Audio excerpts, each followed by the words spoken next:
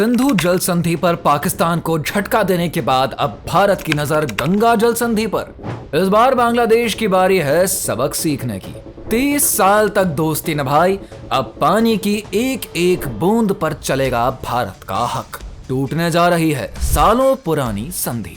मोहम्मद यूनुस ने भारत को ललकारा, अब ढाका के गलियों में गूंजेगा जवाब। फराक्का बैरेज से लेकर कोलकाता पोर्ट तक अब कोई समझौता नहीं। भारत ने ठान लिया है इस बार सिर्फ फायदे की बात। बांग्लादेश एक ऐसा देश जो वजूद में ही भारत की वजह से आया और फिर सालों तक उसी भारत से पानी, व्यापार, डिफेंस और पॉलिटिक्स में सहारा लिया। लेकिन अब इंडिया कह रहा है काफी हो गया। जी हाँ, साउथ एशिया की जियोपॉलिटिकल चेस बोर्ड पर एक नई चाल चली जा रही है और उसका नाम है गंगा जल संधि। 1996 में हुई ये ट्रीटी कभी इंडिया और बांग्लादेश दोस्ती की मिसाल थी, लेकिन अब ये इंडिया के लिए एक स्ट्रैटेजिक बर्डन बन चुका है। लेकिन अगर संधि टूटी तो ना सिर्फ बांग्लादेश की एग्रीकल्चर और इकोनॉमी को तगड़ा झटका लगेगा, बल्कि पूरे रीजन की पॉलिटिक्स हिल सकती है।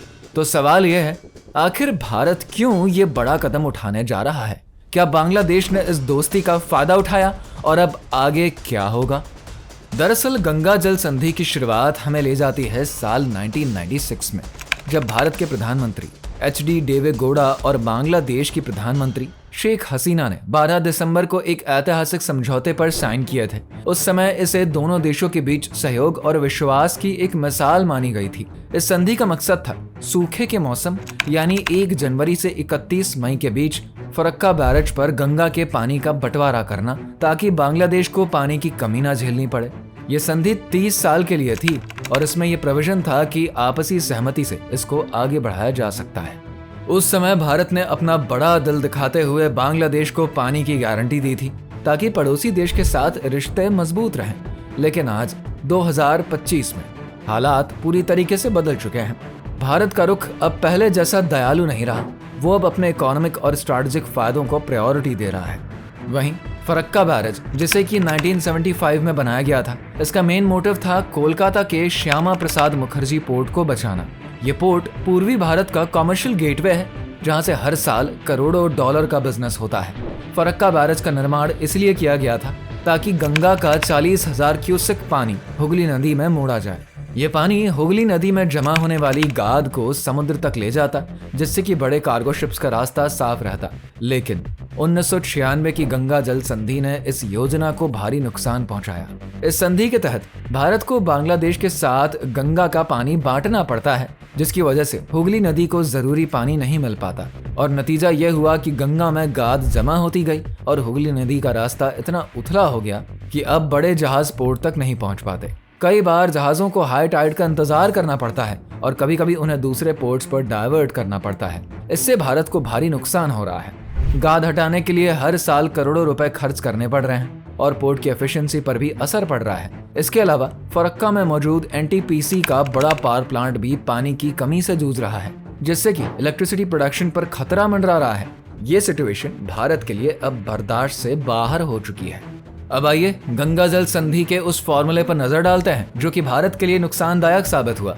दरअसल संधि के अकॉर्डिंग सूखे के मौसम में फरक्का बैरेज पर गंगा के पानी को 3 स्लैब में बांटा जाता है। अगर पानी का बहाव 70,000 क्यूसेक या फिर उससे कम है तो भारत और बांग्लादेश को आधा आधा पानी मिलता है, यानी 35,000 क्यूसेक हर एक को। इसके अलावा अगर पानी का बहाव 70,000 से 75,000 क्यूसेक के बीच है तो बांग्लादेश को 35,000 क्यूसेक की गारंटी मिलती है और बाकी पानी भारत को मिलता है। और अगर पानी का बहाव 75,000 क्यूसेक से ज्यादा है तब भारत को अपने हिस्से का 40,000 क्यूसेक पानी मिलता है और बाकी पानी बांग्लादेश को जाता है। ये फॉर्मूला सुनने में तो फेयर लगता है, लेकिन हकीकत में ये भारत के लिए घाटे का सौदा साबित हुआ। जी हाँ, ग्लोबल वार्मिंग और बदलते मौसम की वजह से सूखे के मौसम में गंगा का बहाव अक्सर 75,000 क्यूसेक से कम रहता है। इसका मतलब ये कि भारत को वो 40,000 क्यूसेक पानी जो कोलकाता पोर्ट के लिए जरूरी है कभी नहीं मिल पाता। ज्यादातर समय भारत को 35,000 क्यूसेक या उससे भी कम पानी से काम चलाना पड़ता है, जबकि बांग्लादेश को उसका हिस्सा गारंटी के साथ मिलता रहता है। ये भारत की काइंडनेस का नतीजा था, जिसका पिछले 30 सालों से भारत खामियाजा भुगत रहा है। खास करके वेस्ट बंगाल और कोलकाता के श्यामा प्रसाद मुखर्जी पोर्ट ने इसकी सबसे बड़ी कीमत चुकाई है। ये पोर्ट, जो कि कभी पूर्वी भारत की इकोनॉमिकल बैकबोन था, अब पानी की कमी की वजह से दम तोड़ रहा है और भारत अब इस सिचुएशन को और बर्दाश्त करने के मूड में नहीं है। लेकिन दोस्तों, गंगा जल संधि पर भारत के कड़े रुख के पीछे केवल इकोनॉमिकल रीजन ही नहीं बल्कि जियोपॉलिटिकल रीजंस भी हैं। जून 2024 तक बांग्लादेश की प्रधानमंत्री शेख हसीना थी, जिनके टेन्योर में भारत और बांग्लादेश के रिश्ते काफी अच्छे थे। लेकिन जुलाई से अगस्त 2024 में हुए आंदोलन के बाद शेख हसीना को देश छोड़कर भागना पड़ा और सत्ता नोबेल पुरस्कार विजेता मोहम्मद यूनुस की सरकार के हाथ में आ गई, जिसके बाद मोहम्मद यूनुस की सरकार का रवैया भारत के लिए पहले जैसा दोस्ताना नहीं रहा। उनकी पॉलिसीज और बयान भारत के लिए टेंशन बन गए। खास करके बांग्लादेश का पाकिस्तान और चाइना की तरफ बढ़ता झुकाव भारत की सुरक्षा के लिए खतरा बन रहा है। खबरें हैं कि मोहम्मद यूनुस की सरकार पाकिस्तान के साथ अपने रिश्ते मजबूत कर रही है, जो कि भारत के लिए एक्सेप्टेबल नहीं है। इसके अलावा हाल ही में पहलगाम में हुई एक घटना ने भी भारत को ये सोचने पर मजबूर किया है कि अब दोस्ती निभाने का समय नहीं बल्कि अपने फायदों को संभालने का वक्त है। भारत ने बांग्लादेश को साफ मैसेज दे दिया कि दोस्ती और सपोर्ट एक तरफा नहीं हो सकता। अगर बांग्लादेश भारत की सेफ्टी को नजरअंदाज करेगा और भारत के दुश्मनों के साथ हाथ मिलाएगा तो उसे भारत की काइंडनेस की उम्मीद नहीं करनी चाहिए। वहीं भारत की नई फॉरेन पॉलिसी अब पड़ोसियों को खुश करने के लिए अपने बेनिफिट्स की बलि चढ़ाने वाली नहीं है। जैसे ही भारत ने सिंधु जल संधि पर पाकिस्तान के खिलाफ कड़ा रुख अपनाया, वैसे ही ढाका में खलबली मच गई। बांग्लादेश के एक्सपर्ट्स को डर है कि भारत अब गंगा जल संधि पर भी वही पॉलिसी अपनाएगा। ढाका के एक पॉपुलर वाटर एक्सपर्ट अनिनुन निशाद ने पहले ही आशंका जताई थी कि सिंधु जल संधि पर भारत के फैसले का असर गंगा जल संधि पर भी पड़ेगा। उन्होंने कहा था कि 1996 में जब ये संधि हुई थी तब भी बांग्लादेश को शक था कि क्या भारत वाकई पानी शेयर करेगा, क्योंकि नदी का कंट्रोल तो भारत के पास है। आज उनका वो डर सच साबित हो रहा है। भारत ने बांग्लादेश को साफ संदेश दे दिया कि पानी का नल उसके हाथ में है और अगर बांग्लादेश अपनी पॉलिसीज नहीं बदलता तो भारत इस नल को कसने में देर नहीं करेगा। ये भारत की नई वाटर डिप्लोमेसी का हिस्सा है, जो कि अपने बेनिफिट्स को प्रायोरिटी देना जानता है।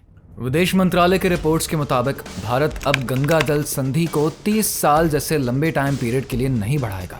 अगर रिन्यूअल ऑफ ट्रीटी होती भी है तो वो कम समय के लिए और कड़ी शर्तों पर होगी। भारत की पहली और सबसे बड़ी शर्त होगी कि फराक्का बैरज से कोलकाता पोर्ट के लिए 40,000 क्यूसेक पानी की गारंटी मिले। इसके अलावा वेस्ट बंगाल और बिहार की सिंचाई और पीने के पानी की जरूरतों को भी प्रायोरिटी दी जाएगी। 6 मार्च 2025 को कोलकाता में भारत और बांग्लादेश के ज्वाइंट रिवर कमीशन की बैठक में भारत ने अपना रुख साफ कर दिया। वहीं बांग्लादेशी डेलीगेशन को फराक्का बैरज का दौरा भी कराया गया ताकि वो खुद देख सके कि पानी की कमी से हालात कितने खराब हो चुके हैं। भारत अब बांग्लादेश पर दबाव बना रहा है कि वो पानी के बंटवारे के फॉर्मूले पर फिर से बातचीत करे। अगर बांग्लादेश इसके लिए तैयार नहीं होता तो 2026 के बाद भारत इस संधि को खत्म करके अपने हिसाब से पानी का इस्तेमाल करने के लिए फ्री होगा। ये भारत की वाटर डिप्लोमेसी का एक मास्टर स्ट्रोक है, जो कि पड़ोसियों को मैसेज दे रहा है कि भारत के साथ रिश्ते बनाए रखने के लिए उनके फायदों का भी सम्मान करना होगा। वहीं गंगा जल संधि पर भारत का ये कड़ा रुख न केवल जरूरतों को पूरा करने के डायरेक्शन में है बल्कि ये स्ट्रैटेजिकल कदम भी है, जो कि बांग्लादेश को भारत की ताकत का एहसास करा रहा है। ये भारत की नई फॉरेन पॉलिसी का हिस्सा है, जो अपनी जरूरतों को किसी भी दोस्ती से ऊपर रखता है। तो दोस्तों, अब आप इस बारे में क्या सोचते हैं? क्या भारत का ये फैसला सही है? अपनी राय कमेंट करके जरूर बताइए।